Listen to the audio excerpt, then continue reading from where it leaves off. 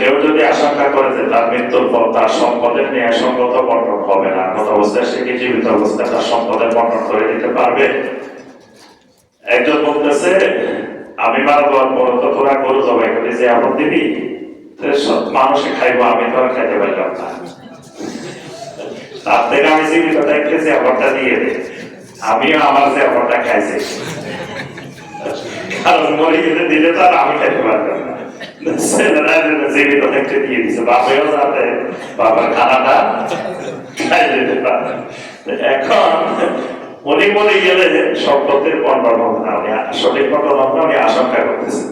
এই জন্য উনি আল্লাহর বিধানকে নিজে হাতে তুলে নিয়ে জীবিত অবস্থায় করতে চাচ্ছে। শরীয়ত এটা অনুমোদন করে না।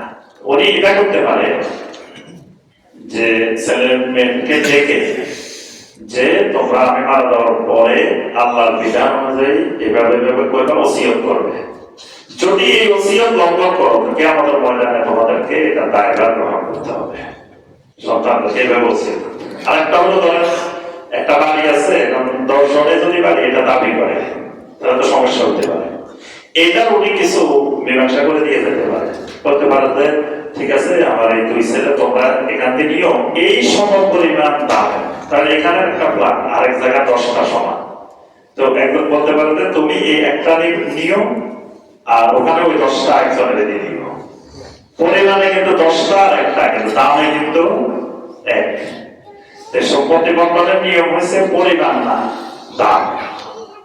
এজন্য কেউ একটা পাইব, 10টা পাইব, আরেক জায়গায় 10টা, এই জায়গায়। এটা উনি ওসিয়ত করে যেতে পারেন যাতে তাদের মধ্যে কোনো সমস্যা না হয়।